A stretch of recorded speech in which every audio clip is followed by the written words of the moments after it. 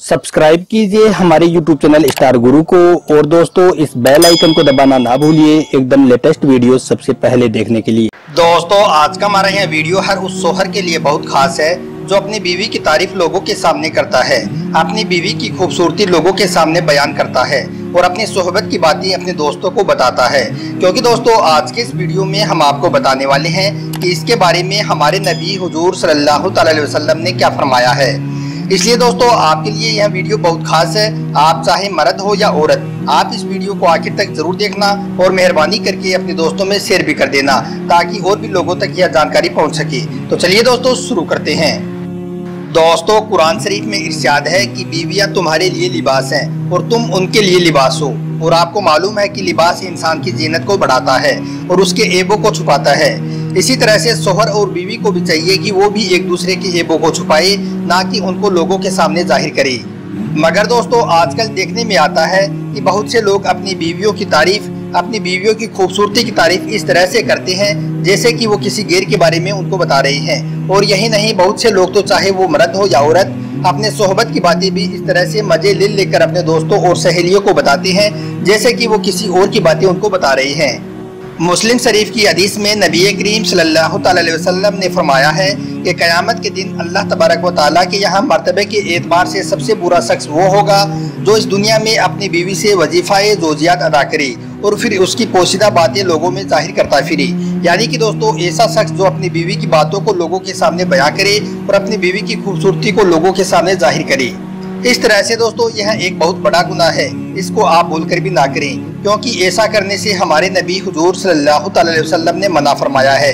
कभी भी अपनी बीवी के हुस्न की तारीफ अपने दोस्तों के सामने हरगिज ना करें। अगर आपका कोई बेगैरत दोस्त आपसे पूछ भी ले कि आपकी बीवी कैसी है तो आप इस तरह से कह दीजिए कि अल्हम्दुलिल्लाह मैं मेरी बीवी से मुतमईन हूँ, यानी कि मैं मेरी बीवी से बहुत खुश हूँ।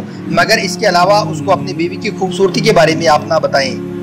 इसके अलावा दोस्तों आजकल यह भी बहुत देखने में आता है कि जब किसी की शादी होती है तो शादी की पहली रात की बातें दूल्हा अपने दोस्तों को और दुल्हन अपनी सहेलियों को बड़े मजे ले लेकर बताते हैं कि रात को ऐसा हुआ था या फिर रात को वैसा हुआ था। इस तरह से वो शादी की पहली रात की सारी बातें सुबह उठकर अपने दोस्तों और सहेलियों को इस तरह से बता देते हैं जैसे किसी गैर इंसान की बातें वो बता रही हैं। हदीस शरीफ में है कि जिस किसी ने अपनी सोहबत की बातों को लोगों में बयां किया उसकी मिसाल ऐसी है जैसे कोई शैतान औरत ने अपने मर्द के साथ बीच चौराहे पर सोहबत की। यानी कि सोहबत की बातों को दूसरों को बताना ऐसा है जैसे सबके सामने बीच चौराहे पर सोहबत करना। इसलिए प्यारे इस्लामिक भाई बहनों यह गुनाह आप भूलकर भी ना करें। इसके अलावा दोस्तों आप इस बात का भी ध्यान रखें कि आप किसी नामहरम औरत के बारे में अपनी बीवी से कभी भी ना पूछें कि वो कैसी है या फिर वो किस तरह से दिखती है।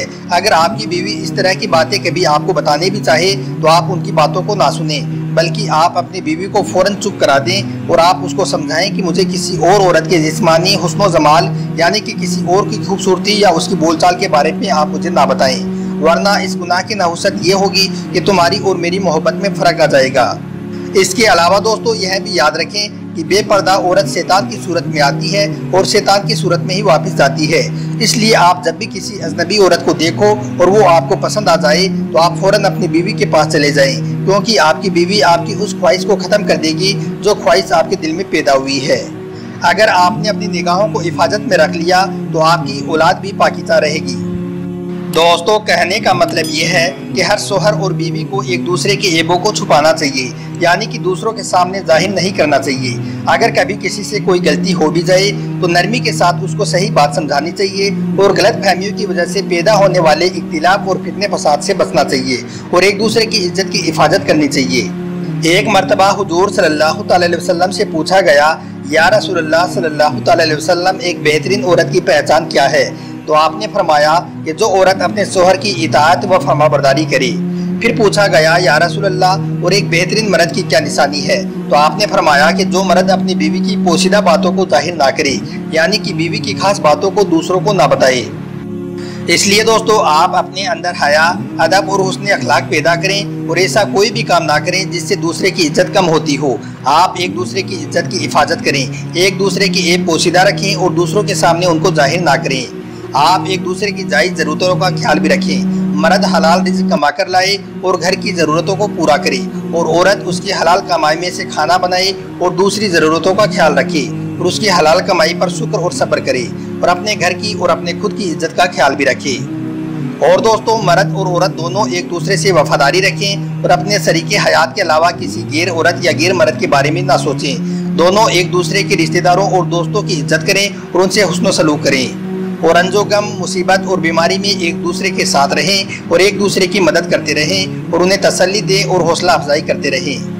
अगर कभी किसी से कोई गलती हो भी जाए तो उसे नरमी के साथ उसको सही बात समझाएं और गलत फहमियों और शक की वजह से पैदा होने वाले इख्तिलाफ और फितने फसाद से हमेशा बचें।